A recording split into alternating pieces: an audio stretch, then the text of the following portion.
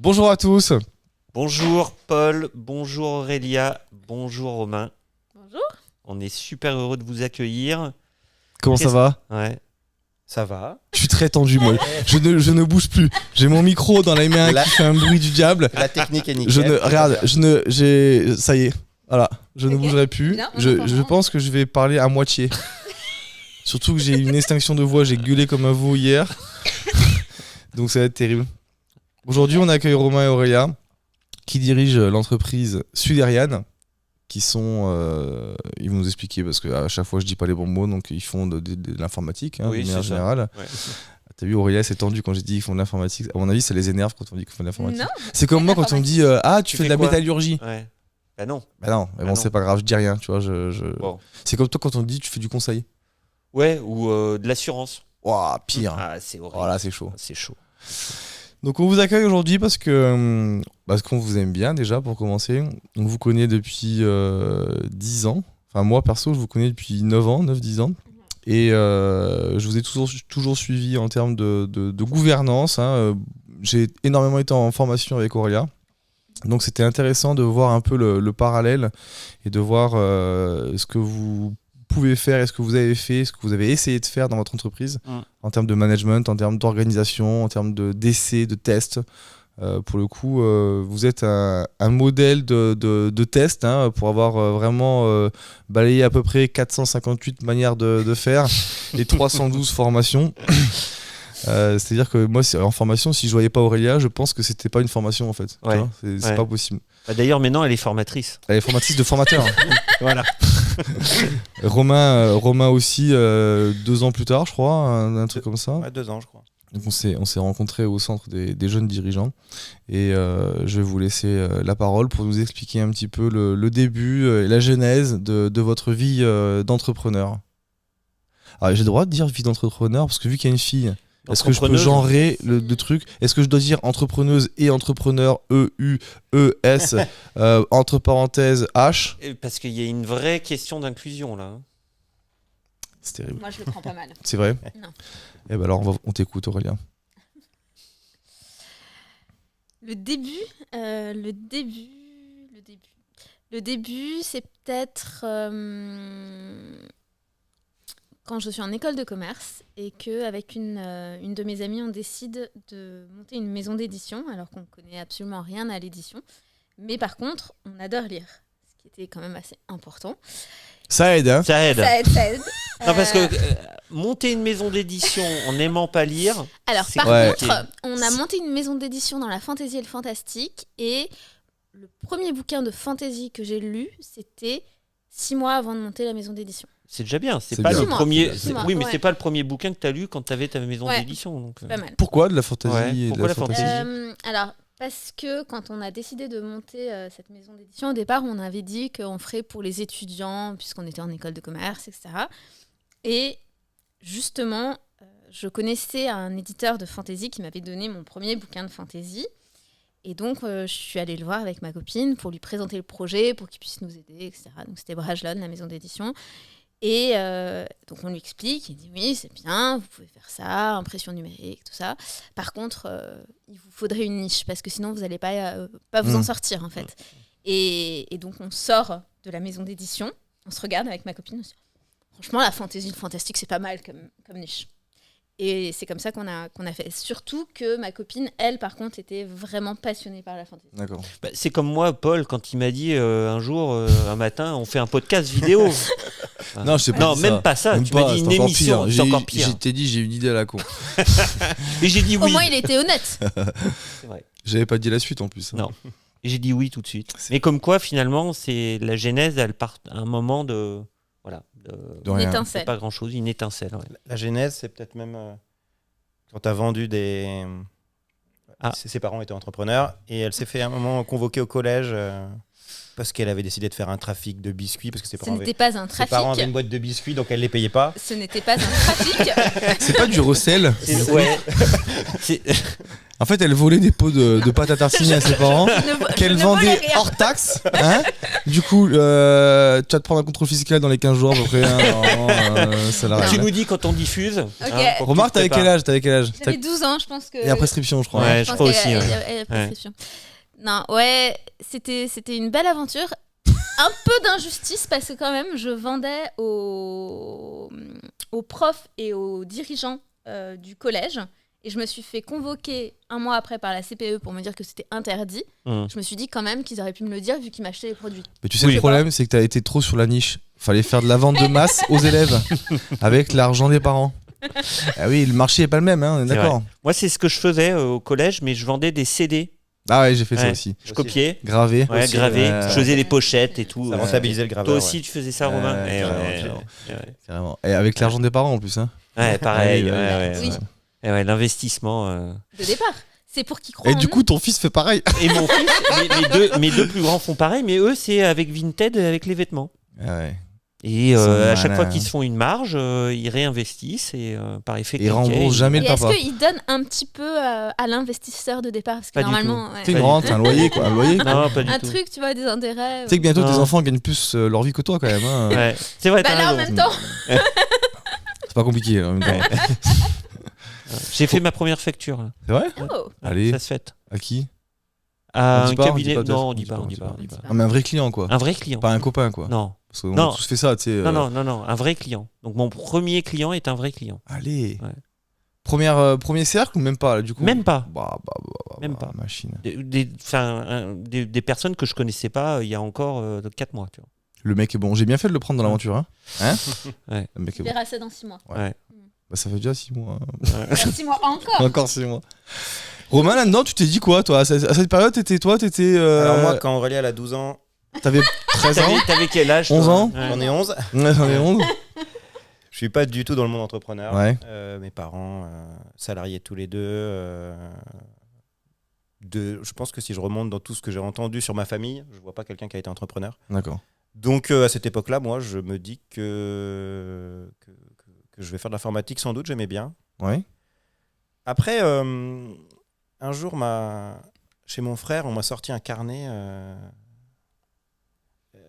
Julie nous avait sorti ça, là, un carnet où on avait, avec mon frère, on s'inventait des mondes, on s'inventait des jobs. Ouais. Et il y avait écrit qu'on était directeur général et PDG d'une boîte de 500 personnes, que machin. C'est la seule fois où je vois un truc d'entrepreneur quand je suis jeune. Bon, D'accord. c'était sur le papier. Ouais, mais tu On penses jouait, déjà. on jouait à être chef d'entreprise. Et après, j'ai pas fait grand-chose en réalité, jusqu'à ce que je rencontre Aurélia. Ah, Enfin, et la petite aventure j'ai quand même bossé quelques années avant. toi aussi, t'as vendu des gâteaux. Non.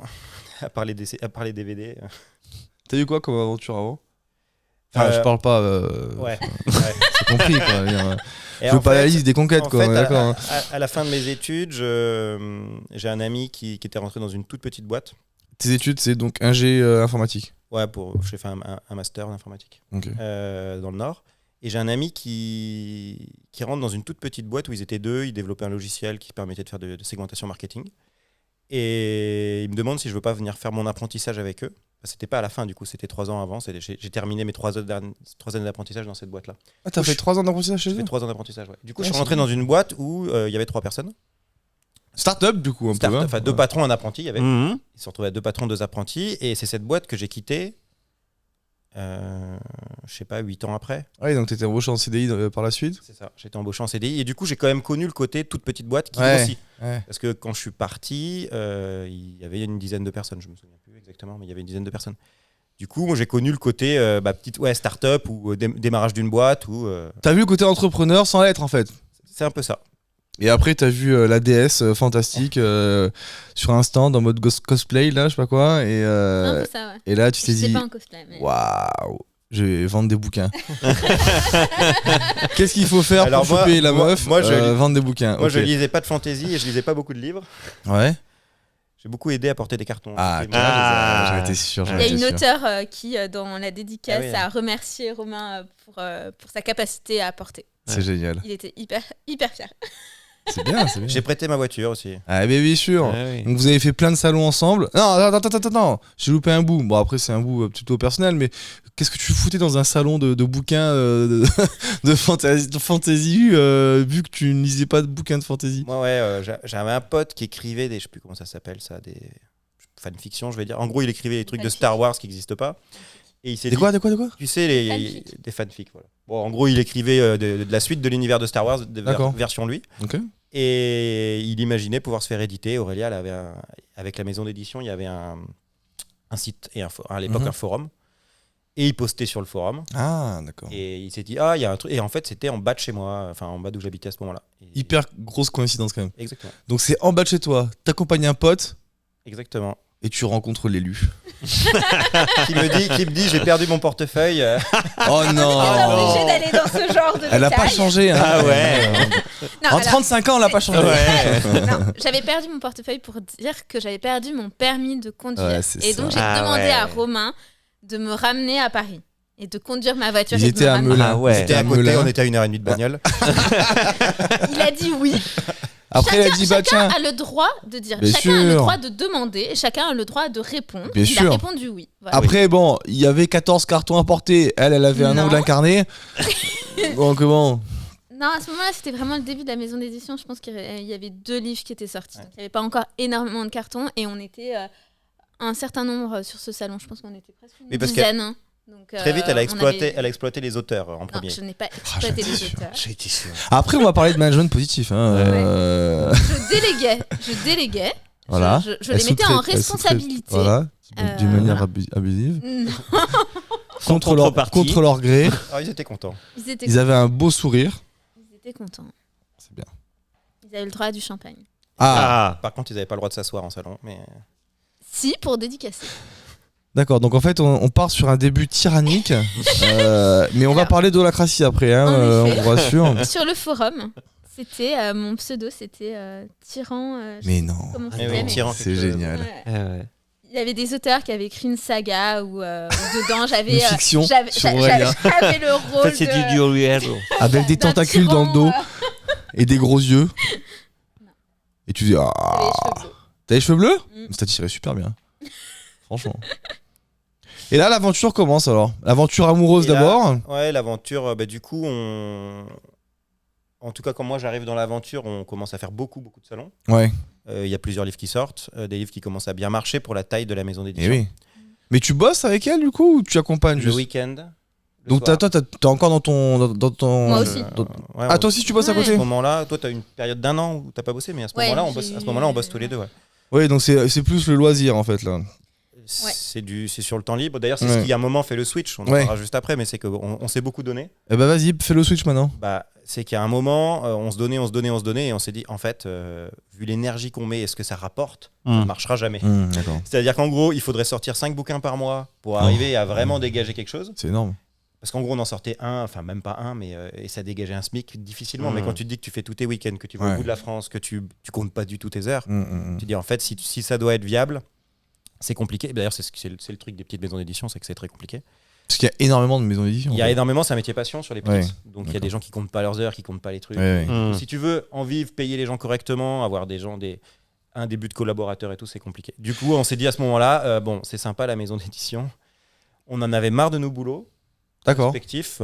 Surtout, Aurélia avait envie de créer et d'avoir sa boîte. En fait, ce qui s'est passé, c'est que sur les salons, on mettait un certain investissement qui était assez gros par rapport à la taille de la maison d'édition. Par exemple, pour le salon du livre de Paris, quand on prend un stand, ça veut dire qu'il faut quand même vendre un certain nombre de Oui. livres juste pour Pour rentabiliser ouais. le stand.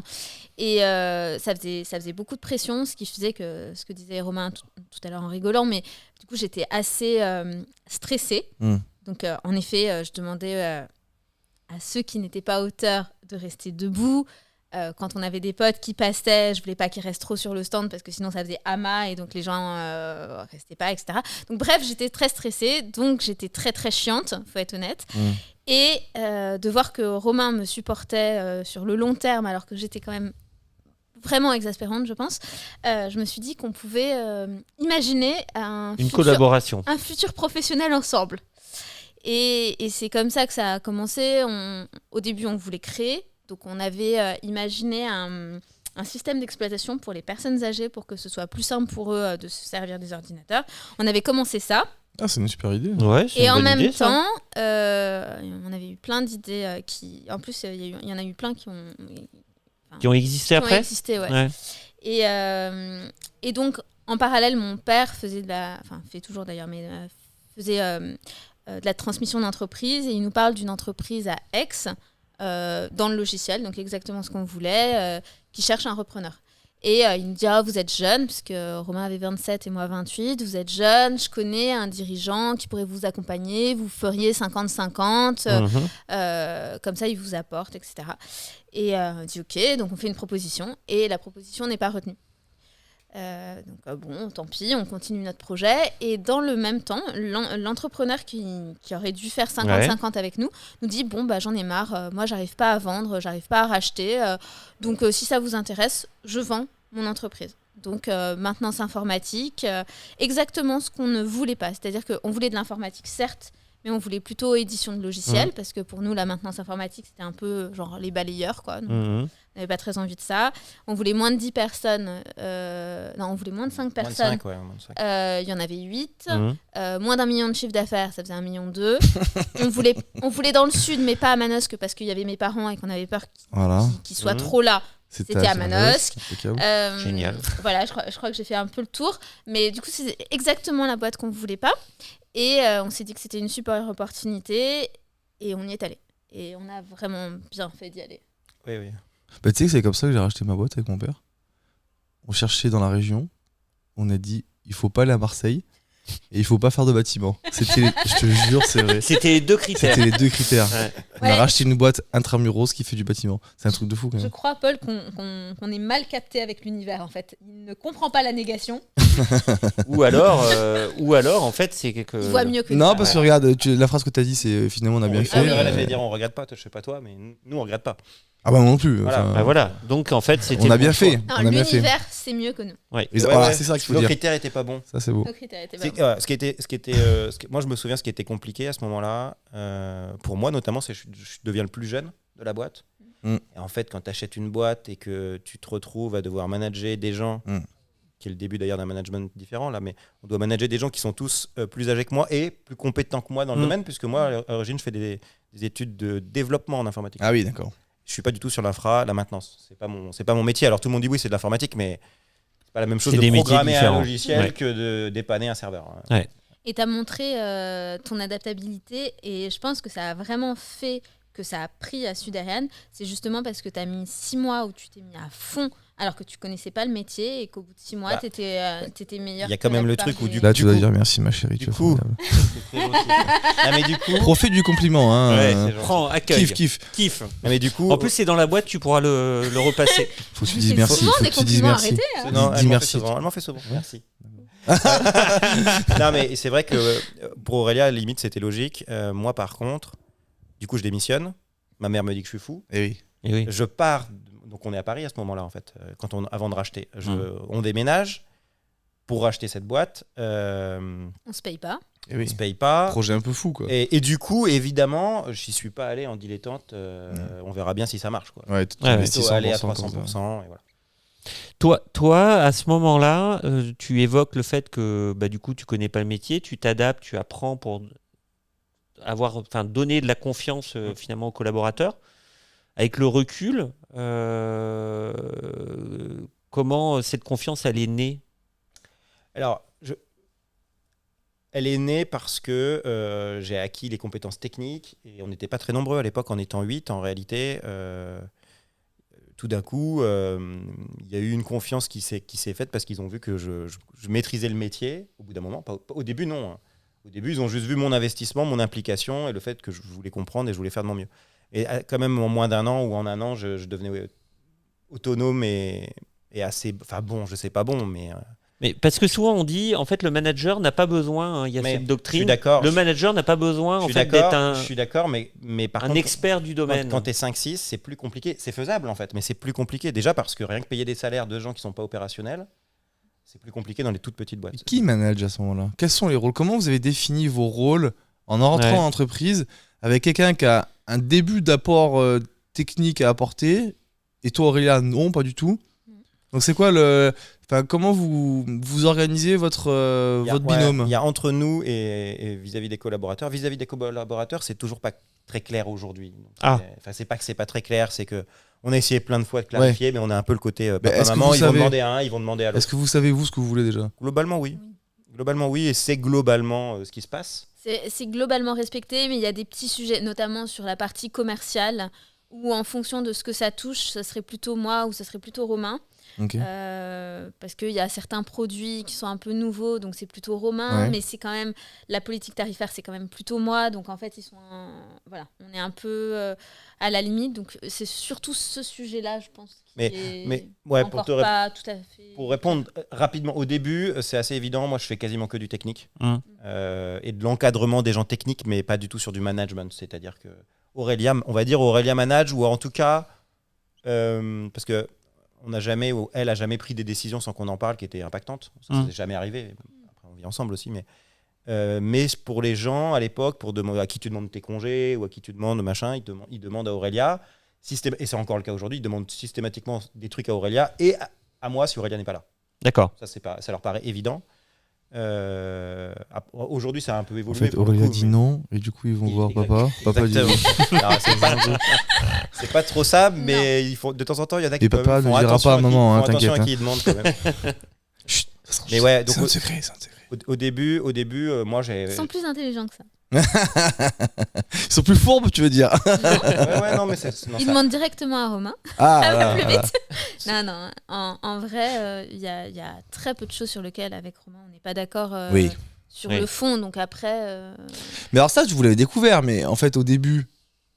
Il n'y a pas beaucoup de gens à manager, il y a une stratégie à construire. Enfin, on l'a pas dit, mais vous passez de 8 à 35 en 10 ans, un truc comme ça, avec un rachat externe. C'est hyper intéressant, un multisite. Donc, moi, je voudrais qu'on essaie d'évoquer un petit peu aussi cet apprentissage. Qu'est-ce qui a fait que vous apprenez le métier de manager? Vous ne l'êtes. T'as fait une école de commerce, Aurélia. J'en ai fait une, on n'apprend pas à manager, c'est pas vrai. Romain, encore moins. Enfin, au bout d'un moment, il fallait apprendre, il fallait s'adapter, ça tu l'as dit, mais il fallait aussi comprendre les relations humaines. Comment ça s'est passé dans votre tête? Moi, c'était de pas refaire ce que j'avais vécu en entreprise, qui m'avait pas plu. Qu'est-ce qui t'a pas plu en entreprise? Le côté hyper hiérarchique, où j'étais dans une entreprise où il y avait 300 personnes, et où il faut demander à ton manager qui lui-même demande à son N+1, qui demande à son N+1. Donc ça, c'était hors de question. Donc, surtout quand on était en tout petit nombre, tout le monde nous parlait, en fait. Il n'y avait pas vraiment ce côté je demande à quelqu'un qui va demander à quelqu'un d'autre. On a très vite impliqué tout le monde sur les décisions. Et je pense quand même que...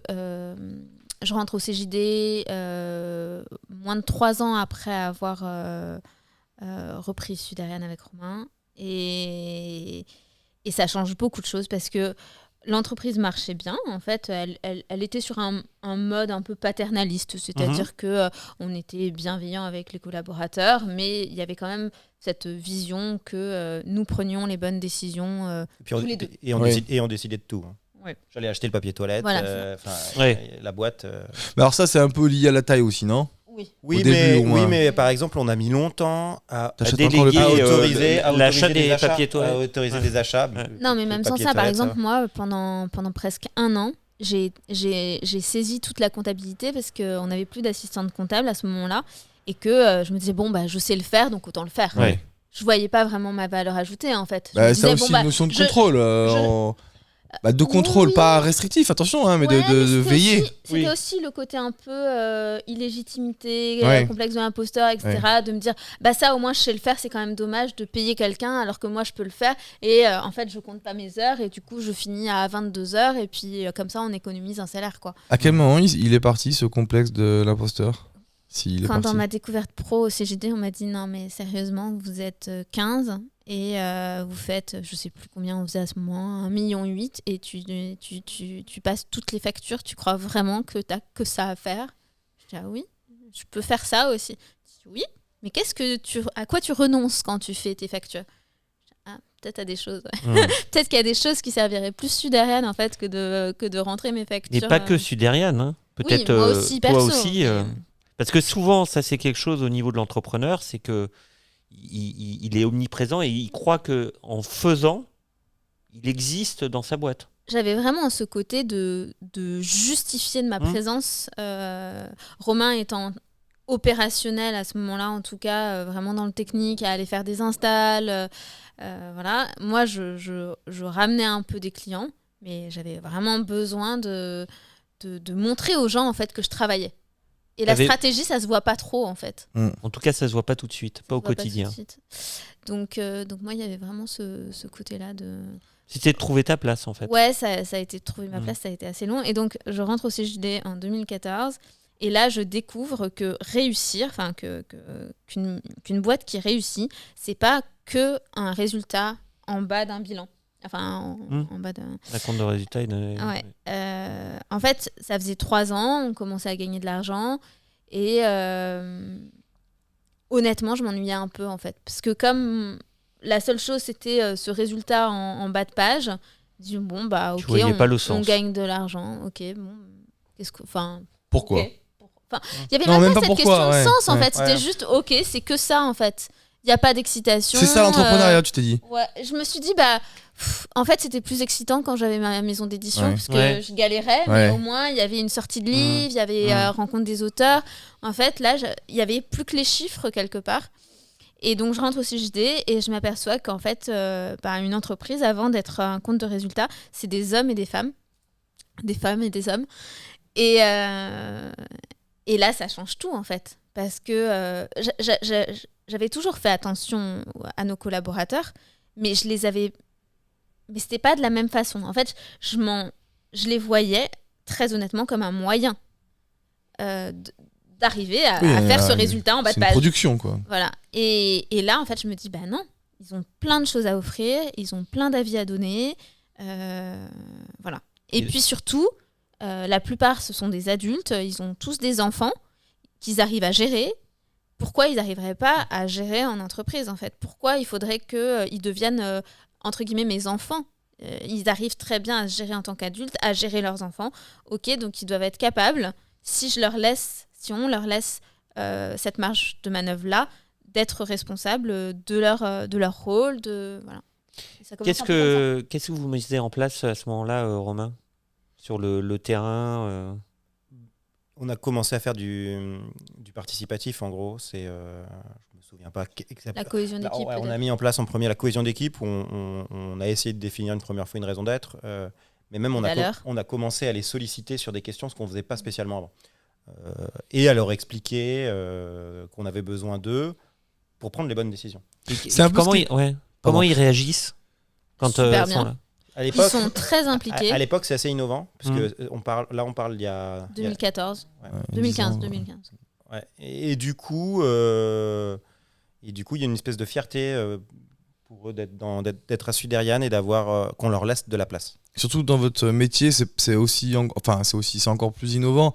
T'es dans un métier, comment dire, pas fossile comme peut être le mien, mais c'est un métier où c'est très normé. T'as vraiment la prod qui va être derrière son ordi. Enfin, c'est le cliché limite, quoi. Alors qu'au final, votre force n'étant pas de venir de ce milieu-là, vous avez envie de proposer autre chose, quoi. C'est ce que j'entends. Il y a ce côté. Moi, si tu me demandes mes plus beaux moments à Suderian... C'est quoi tes plus beaux moments chez Suderian? C'est quoi, Romain? C'est que des moments avec les collaborateurs. C'est le premier Noël des enfants, c'est les cohésions d'équipe, c'est ce genre de choses. Parce que, et c'est peut-être pas top de le dire, mais moi, ça me fait pas rêver en soi ce que je vends à mes clients. On vend de la maintenance, on vend qu'ils puissent continuer à travailler, on vend plein de choses, mais quand je gagne un nouveau contrat, ok, c'est cool. Ouais, tu t'accomplis pas dans le produit de ton métier, mais dans l'expérience humaine. Ça, c'est votre valeur commune en plus. Et ça, on l'a découvert. En tout cas, on l'a découvert. On l'a découvert au bout de peu de temps à Suderian et on s'est nourri de ça après. D'accord. Et du coup, ça devient l'élément différenciant, ce que je comprends. C'est-à-dire que Suderian, parce qu'on s'occupe de l'humain, on s'occupe de ses salariés, des équipes, on leur laisse un champ libre. Ce que je comprends, c'est que du coup, on gagne en quoi? En performance, en bien vivre, en quoi? Alors, il n'y avait vraiment pas cette logique de faire améliorer les conditions de travail pour être plus productif. Il y avait vraiment ce côté de se dire, je vais prendre un exemple très bête, mais par exemple, nous, à nos anniversaires, on ne bosse jamais parce que c'est un jour off. Et je ne sais plus en quelle année, mais 2015 ou 2016, on se dit, nous, on trouve ça génial d'avoir ce jour-là pour nous parce que c'est notre anniversaire.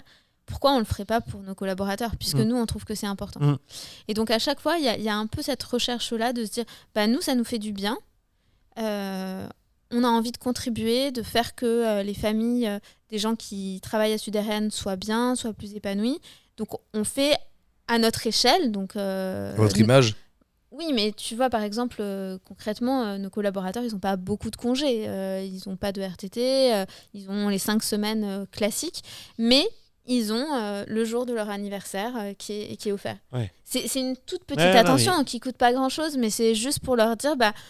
Voilà, c'est ton anniversaire, tu prends ta journée, tu te fais plaisir. C'est dans la même logique que là, on teste une version light de la semaine de 4 jours.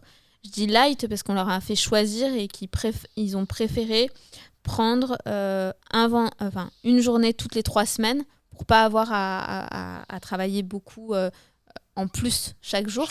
Mais du coup, en tout cas, toutes les 3 semaines, ils ont une journée off pour faire leur rendez-vous, pour faire tout ce qu'ils veulent, quoi. Oui, et c'était dans la même logique. Pour pas condenser sur 4 jours. Ouais. Oui, parce qu'ils travaillent le même nombre d'heures. Ouais. Oui, bien sûr. Mais on fait toujours 35 heures, mais on leur avait proposé de faire 35 heures sur une semaine. Et ils nous ont dit que c'était trop... Le volume horaire leur correspondait pas. Ouais. T'as dit une semaine. Ouais. Donc le projet, c'était de faire 35 heures sur 4 jours. Mais eux, ils ont dit non, on veut pas se mettre une surcharge de travail. On veut plutôt l'étaler. Ouais, mais en gardant le concept d'avoir un jour en plus, quoi. Du coup, ils ont un jour en plus, mais toutes les 3 semaines. Mais c'est aussi... Donc c'est pas une semaine de 4 jours, là. C'est une semaine de 4 jours et demi. Non, mais c'est compliqué 3 quarts. à expliquer. En fait, moi, ce que j'entends, Aurélien, c'est qu'au final, il y a des concepts. Merci Sofiane. Alors Sofiane, c'est pas Samir qui s'est rasé les gars, pour ceux qui nous suivent un petit peu. Samir, c'est le grand frère de Sofiane qu'on vient de voir passer. C'est le même avec des cheveux. Donc Sofiane, c'est le même que Samir sans les cheveux. Et plus grand, mais plus viril, plus massif, plus compétent, plus polyvalent aussi, je dirais. J'en profite parce que Samir n'est pas là. Et, donc Samir avait fait une petite surprise une fois, il met une petite enveloppe là, à l'un ou à l'autre ou aux deux, là je ne sais pas si c'est pour les deux. C'est pour les deux, il acquiesce. Et quand vous en aurez envie, vous pouvez ouvrir, ou alors quand vous pensez que les questions sont idiotes, vous pouvez ouvrir l'enveloppe. Maintenant je saurai la question. Vous pouvez ouvrir l'enveloppe et lire la question ou l'interrogation de Samir Sofiane. De Sofiane. Je sais plus où j'en étais, mais concrètement, moi ce que j'entends et ça me fait énormément miroir, c'est j'apprends pas à manager, c'est que je fais comme je voudrais qu'on fasse pour moi. Ouais, il y a beaucoup ça. Et c'est toute la différence en fait. Après, au-delà des bonnes méthodes, après vous avez fait énormément de formations, j'en discutais en préambule, et ça on va en parler parce qu'on va parler du trop aussi, hein, c'est important, mais la genèse, le point de départ d'un management... j'ai envie de dire innovant, même si ça m'ennuie un peu, mais un management... comment... Aide-moi, Eric. Je sais pas où tu veux aller, en fait, un management comment c'est tout est pas écrit dans les livres. Tout est pas écrit dans les livres, quoi. Enfin, ce que je veux dire, c'est que c'est aussi votre expérience, mais ce que vous voulez. Et je dis ça pourquoi ? Parce qu'il y a beaucoup de managers qui se disent mais non, mais j'ai pas une formation de manager, j'ai pas le backup du manager, j'ai pas la famille du manager, j'ai pas l'environnement du manager. Et en fait, on s'en fout, quoi. On peut dire entrepreneur à la place, on peut dire ce qu'on veut, mais un métier, ça s'apprend et c'est avant tout... Mais c'est ce que tu dis, Paul. Après, un métier, ça s'apprend. Pour nous, ça a été super d'avoir le soutien du CJD et de tous nos pairs, en fait. Et plus tard, quand le responsable du support, qui est la fonction la plus importante chez nous, a été élu, c'est notre sujet, mais a été élu par les collaborateurs, on lui a demandé de faire une formation de management, alors management spécifique, puisque c'était management, je ne sais plus comment ils appelaient ça, mais en gros, dans le contexte des entreprises libérées, parce que c'était pas un management pour apprendre à faire des contrôles et à faire des rapports, mais vraiment un management où il y avait beaucoup sur quels étaient les profils dans l'équipe, comment on parlait à chaque profil. C'était pas Enneagramme, mais c'était ce genre-là. Et donc, pour moi, il y a quand même ce côté, c'est important d'apprendre le métier. Il y a l'expérimentation, et c'est ce que j'ai aimé au CJD, c'est le côté de nous dire, en fait, on fait des formations, mais après, il faut aller dans le dur, parce que sinon, ça ne sert à rien. CJD, Centre des jeunes dirigeants. Et, mais il y avait quand même ce que j'ai dit. Avec le CJD, j'ai découvert que le compte de résultat, c'était pas qu'un chiffre en bas de la page. Et c'était important d'avoir le regard des autres, important de pouvoir discuter, de me nourrir des nouvelles choses, parce qu'après, donc nous, on a mis beaucoup d'intelligence collective au sein de Suderian, et l'intelligence collective, ça nous a été apporté, en tout cas au départ, par le CJD. C'est quoi l'intelligence Question facile, mais c'est vrai que... Ouais, Romain.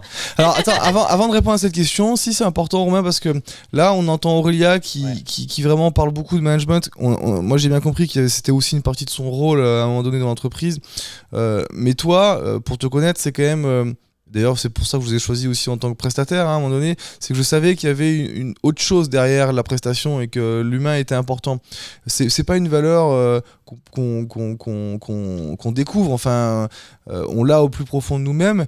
Mais à quel moment tu la mets en pratique et à quel moment tu la partages avec Aurélia? Parce que je vais affiner ma question. Vous avez une gouvernance à deux têtes un peu. Même si c'est chacun sur vos métiers. Moi, ce que je trouve admirable, c'est que vous pouvez pas...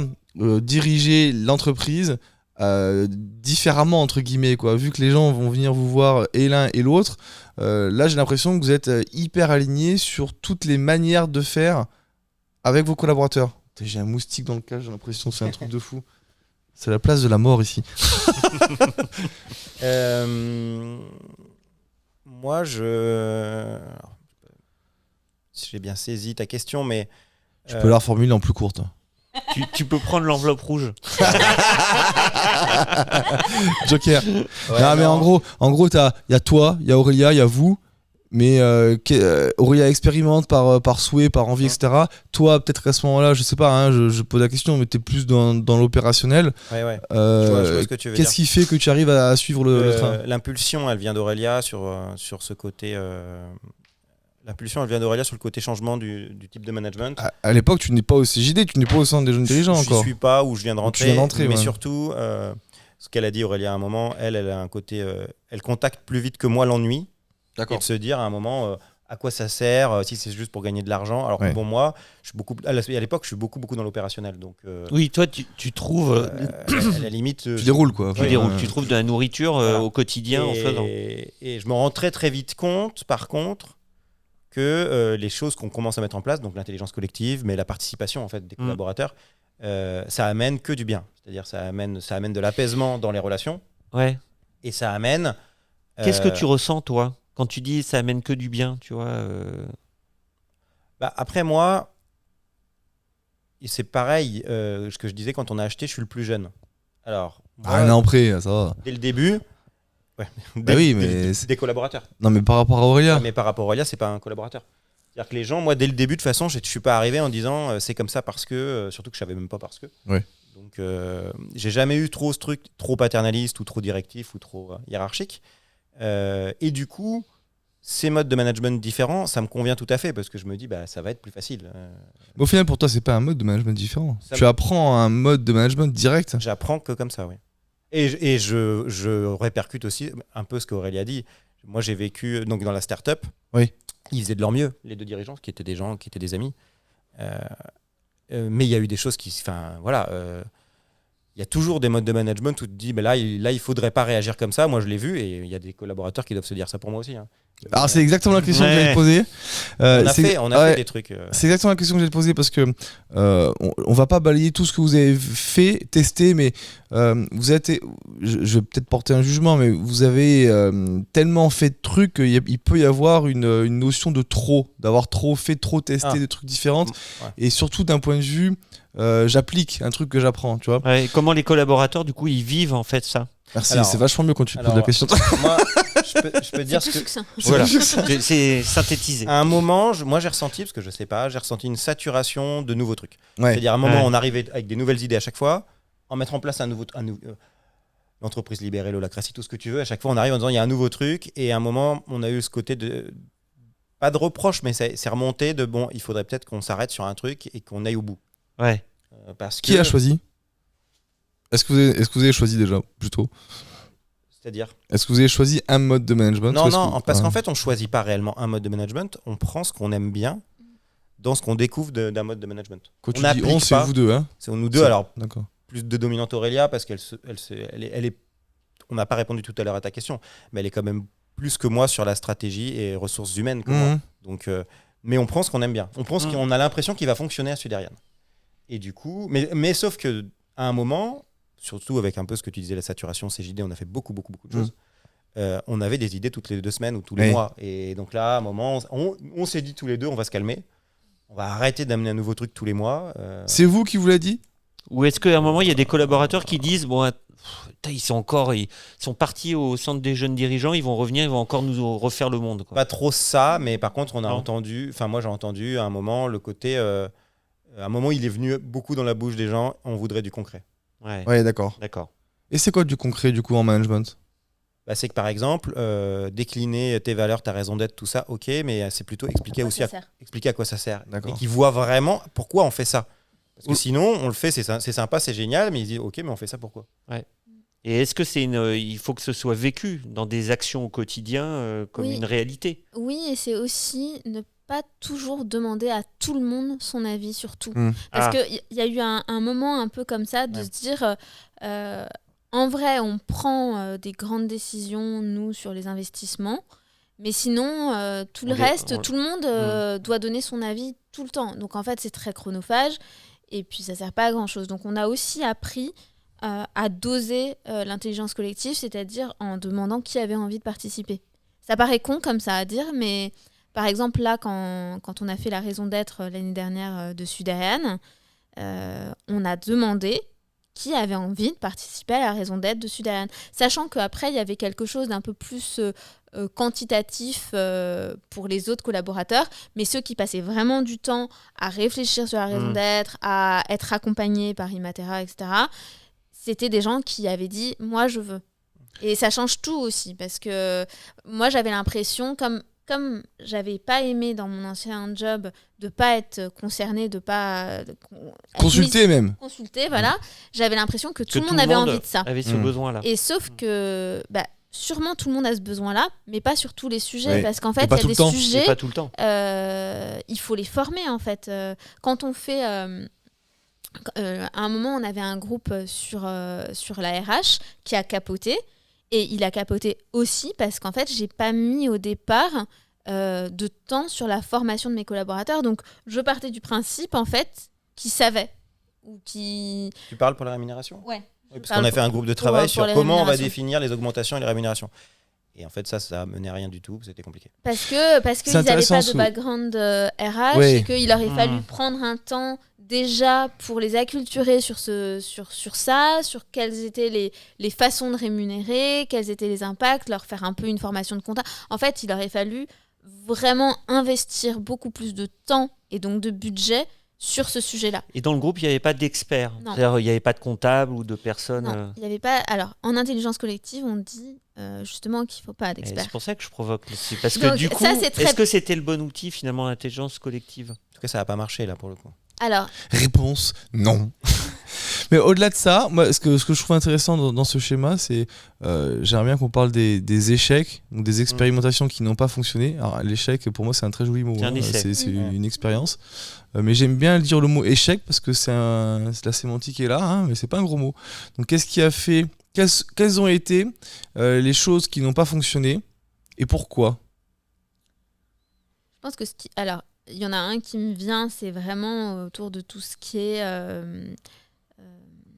changement de modèle économique. Donc, je parlais d'Imatera juste avant. Imatera que nous recevons tout à l'heure.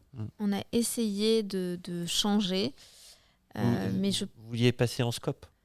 on voulait trouver une façon d'avoir un modèle presque régénératif, en fait, d'avoir un modèle positif pour la planète.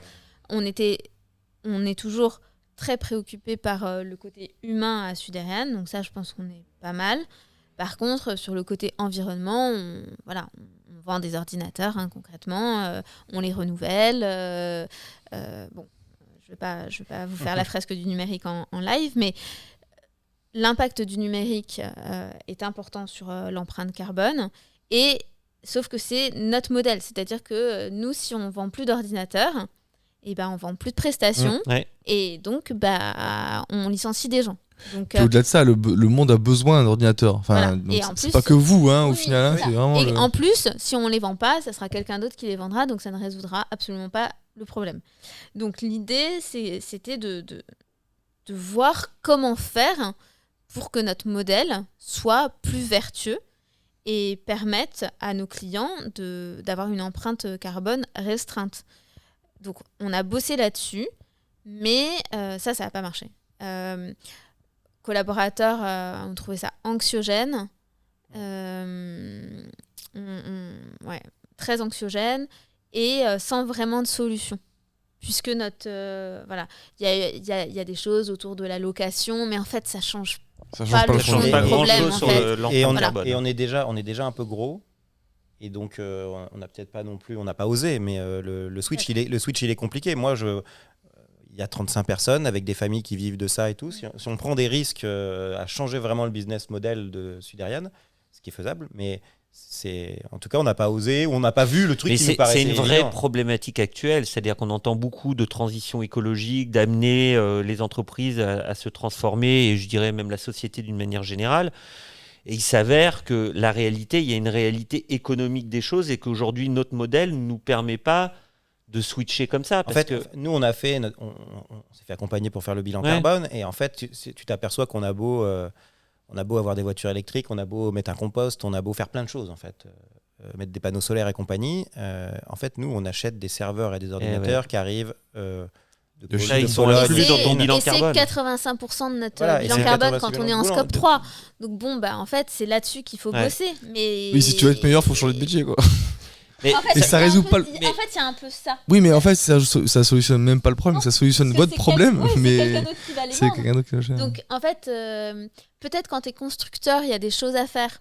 Parce que, mais si on ressente, parce que par rapport aux collaborateurs ou par rapport au management, typiquement, là, on a attaqué un truc qui était peut-être un peu trop gros, parce que nous, on n'avait aucune vision, aucun truc. On a mis des collaborateurs là-dedans, ça les a encore plus perdus que nous. Ouais.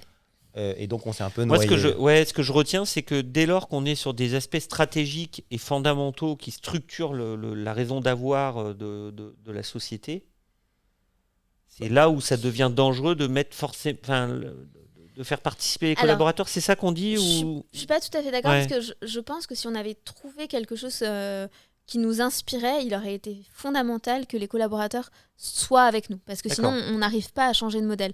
C'est juste que là, nous, on a été un peu confrontés finalement à un plafond de verre, de ne pas arriver à trouver un nouveau modèle. Mais du coup, ce qu'on est en train de dire, c'est finalement vous, votre rôle de dirigeant, sur la stratégie ou le modèle, vous étiez arrivé à quelque chose où vous n'aviez pas de solution, en fait. On n'a pas trouvé, et il y a beaucoup de boîtes qui switchent parce qu'elles sont obligées. Parce qu'elles sont contraintes, parce que... Ce qui va arriver pour tout le monde. Hein. Oui, voilà. Et on n'est pas encore là-dedans, donc nous, c'est compliqué parce qu'on n'est pas... Vous subissez une partie... l'entrée, en fait, vous subissez l'entrée. Ouais, c'est-à-dire que demain, c'est pas je choisis un fournisseur qui propose quelque chose de vert, c'est que ce fournisseur n'existe pas. Oui, concrètement, c'est ça. Hein. T'as qu'à faire des ordinateurs verts. Des ordinateurs quantiques. Hein, Romain? Donc ouais. Il y a de la place là, je te loue un bureau. Il a construit là, il a 2 étages. En fait, cette expérience-là nous a fait développer une offre conditionnée, plein de choses, mais ça n'a rien révolutionné derrière. Après, ça reste la méthode Colibri aussi. Au bout d'un moment, faut quand même commencer à faire. Mais pour recentrer, comme tu dis, sur le management, c'est là où vous avez aussi la limite. Et j'aime bien ton parallèle sur la stratégie. C'est-à-dire que t'as aussi un moment donné où le talent du dirigeant et la compétence du dirigeant, elle est aussi d'emmener et de choisir. Notre rôle en tant que dirigeant, c'est de choisir à un moment donné. Alors, soit on fait de la médiation, on l'a vu tous les trois en formation, soit on arbitre, mais c'est pas soit et soit, c'est à un moment donné, on va faire une médiation, et à un moment donné, on va arbitrer. Notre rôle, il est aussi d'arbitrer, soit pour protéger l'intégrité de l'entreprise, soit pour protéger l'intégrité de la planète, soit les deux. Mais choisir, c'est important en fait. Donc là, ça, c'est un premier. C'est pas là pour le coup, mes chers auditeurs, c'est pas un échec, c'est un apprentissage qui n'empêchera pas un autre test. Tu vois ce que je veux dire ? Oui. Tout à fait. C'est pas oh putain, j'en reviens en arrière, j'arrête de consulter mes gars, on fait n'importe quoi. Non, c'est juste que là.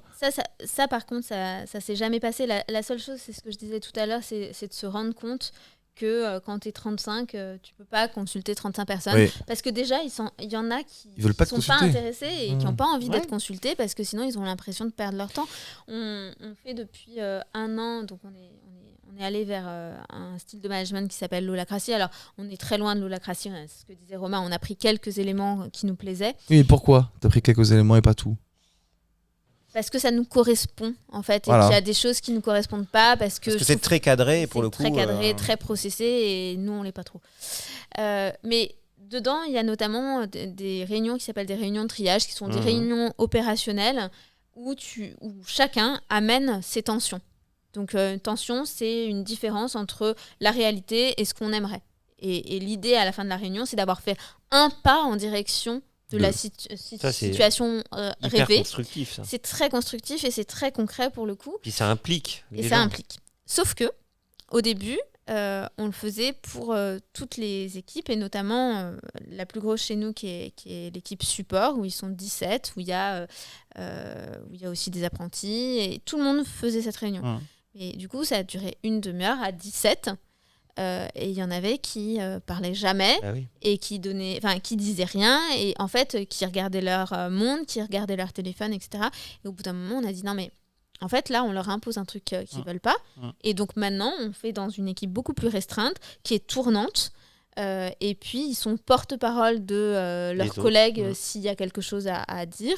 Et voilà. Et nous, on a switché un peu comme ça parce qu'en fait, on s'est dit dans notre modèle, ça marche pas. En tout cas, pour l'instant, peut-être que ça peut évoluer et on verra.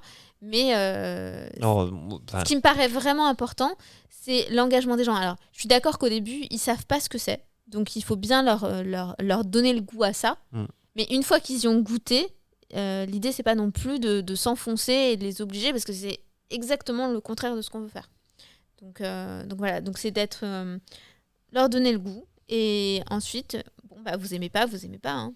Moi, j'aime pas le céleri. Tu peux m'en faire manger tout ce que tu veux. Jamais. Hein. J'ai essayé une fois.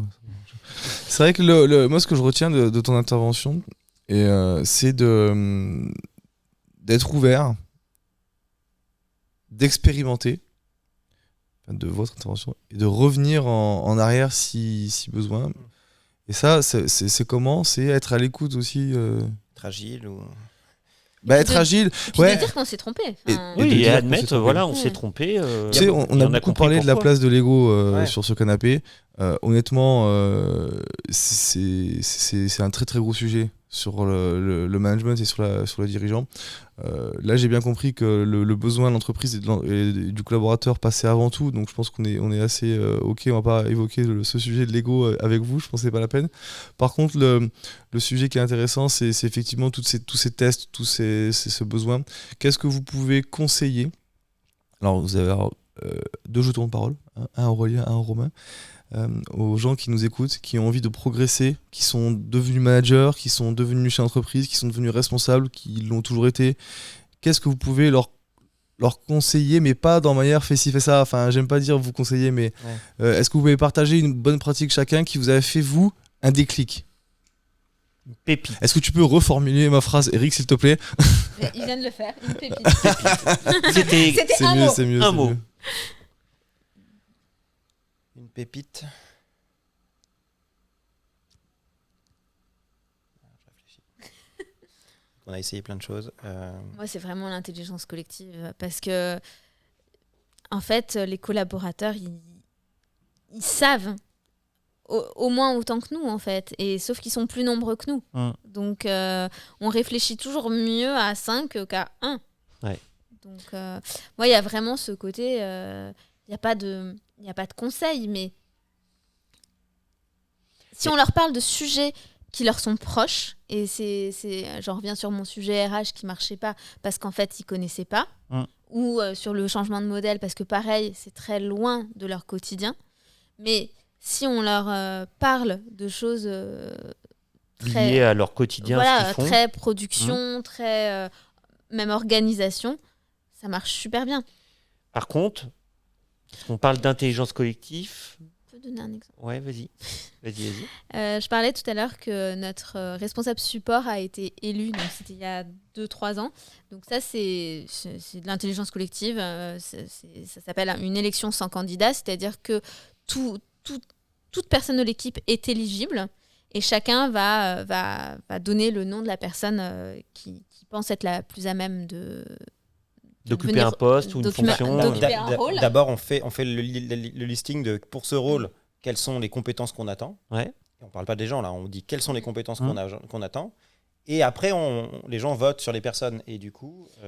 Et donc, ensuite, on arrive, dans notre cas, on arrive à un quasi ex aequo. Et donc, les personnes doivent dire pourquoi elles ont fait ce choix-là. Donc, on arrive ensuite à quelqu'un qui a une voix de plus que l'autre.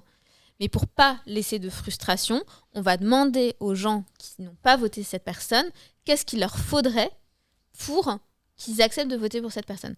Et là, nous, il y a eu deux choses, deux objections qu'on n'avait pas anticipées et qui nous ont fait grandir, parce que la première, c'était, bah oui, mais si elle devient responsable, bah, il manque un technicien. Ouais. Donc en fait, pragmatique, quoi. Pragmatique, c'est très dire, opérationnel ouais. et c'est très tourné client. Et on dit, bah oui, c'est vrai, t'as raison.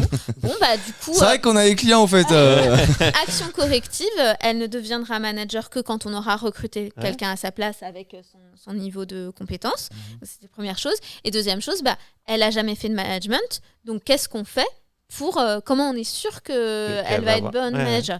Et donc là, on a dit, bah, on fait formation et on fait entre guillemets une période d'essai où au bout de 6 mois, je crois, on avait dit, on check comment ça se passe, et t'es OK que dans 6 mois, si les gens sont pas OK, alors je sais pas comment ça serait passé mais si les gens ne sont pas OK avec la façon dont tu as pris ton poste, et ben on revient en arrière. Et dans les deux sens. Si la personne qui a pris le poste, exactement, on est d'accord. On n'était pas sûr non plus. Exactement. Et en fait, ces deux objections, donc quand on a traité ces objections, du coup, il y avait unanimité pour cette personne-là, puisque c'était OK, toutes les objections ont été traitées, et ça a vraiment fait grandir le choix du groupe.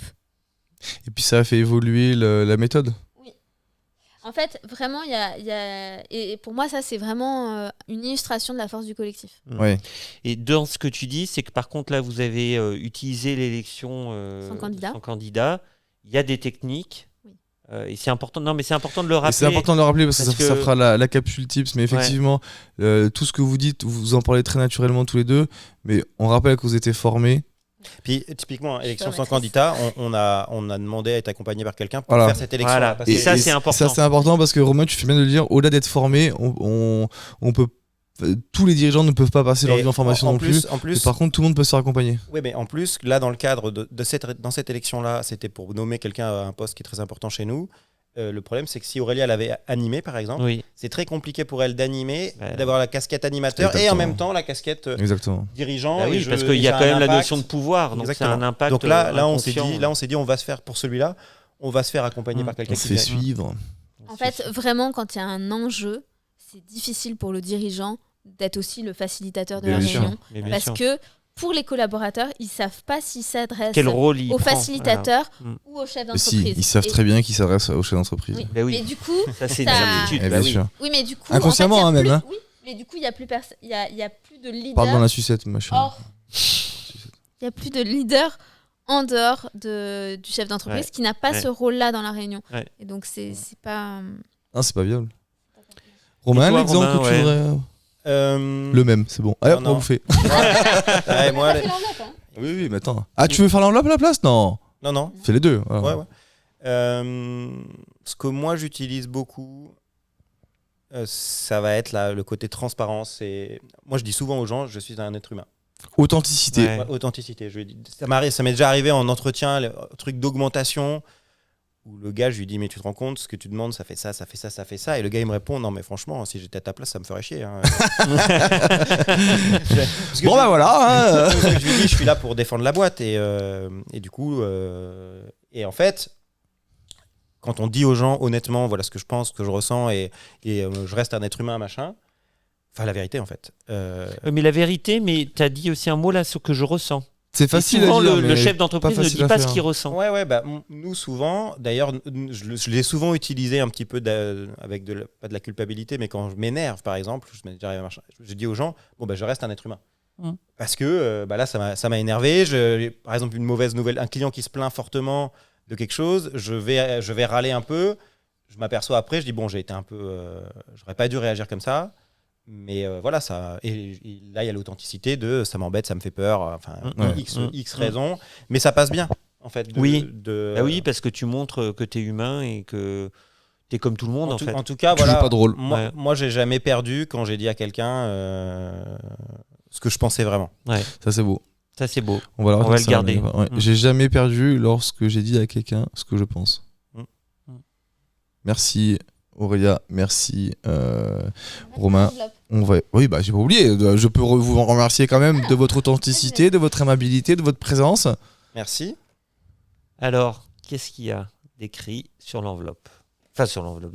C'est bien. Ah, il y en a deux. C'est la question que tu viens de poser. C'est vrai? Non.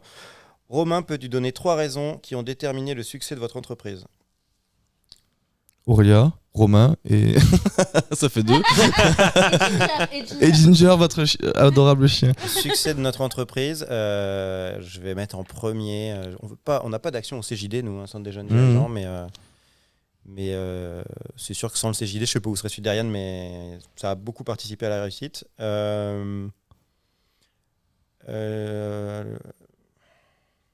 Aurélia en deuxième raison. Superbe. Physiquement, tu parles ou non? Les deux. Non, mais Et- le binôme, dans Sans Amant, binôme, soutien. Et la troisième raison, en tout cas, nous, quand on est arrivé, l'envie. Le projet entrepreneurial, D'accord. on avait vraiment envie. Mm. Et la découverte, et on était à 500% au début. Ouais. Ouais. Ça a Donc permis- l'implication, ça- avait l'envie qui ça- donnait de l'implication, ouais. ça a lancé, ça a bien lancé la machine. D'accord. Moi, la question, c'est quand et comment as-tu su que tu as fait le bon choix de te lancer dans cette aventure entrepreneuriale? Elle regrette encore. Elle réfléchit, elle sait pas encore.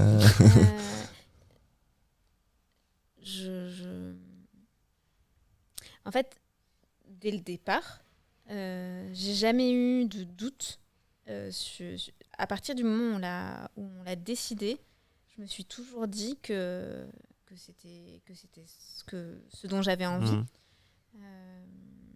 Il y a eu des moments plus durs, mais ce que tu dis, un peu des échecs ou des licenciements qui se sont passés un peu durement. Mais à aucun moment donné, je me suis dit on n'aurait pas dû. Même quand on se payait pas, même quand Romain essayait de m'expliquer pour la 25e fois ce qu'était un Switch, et j'étais là, non mais je comprends pas. Maintenant, Tu je peux sais. plus te moquer de moi quand je te dis que je comprends pas alors. 12 ans, c'est bon, je sais ce que c'est. Non, sérieusement, non.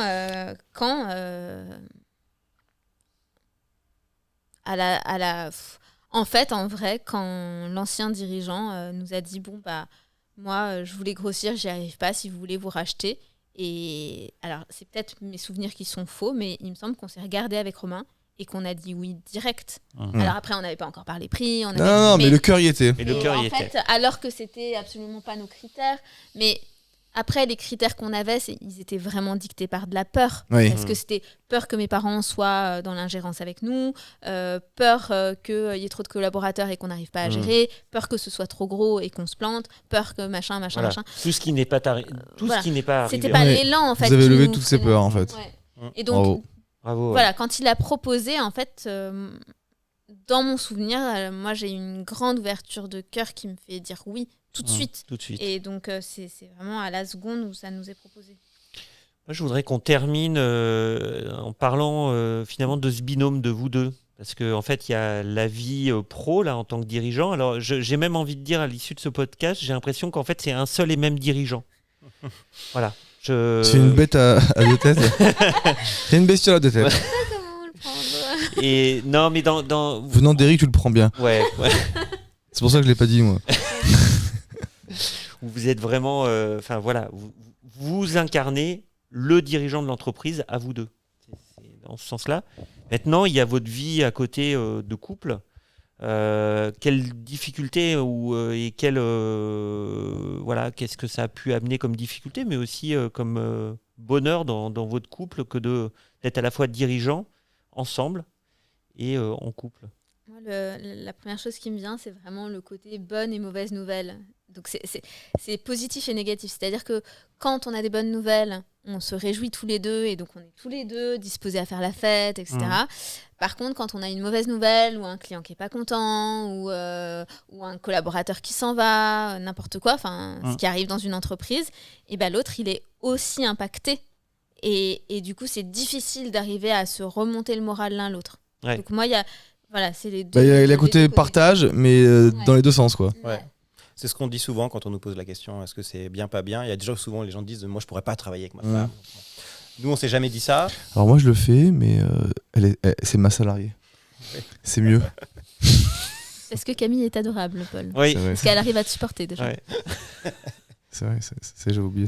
Et donc je partage la même chose où c'est super sympa quand il y a des bonnes nouvelles, mais de temps en temps on s'est pris des claques et là tu te dis, il n'y a pas l'autre qui t'aide. Ouais. Que tu prends la claque tous les deux. Après, on a eu la chance dès le début où on bosse ensemble, mais on n'est quand même pas sur les mêmes... on est sur la direction ensemble, on est sur toute la stratégie ensemble, mais on n'est pas sur l'opérationnel ensemble.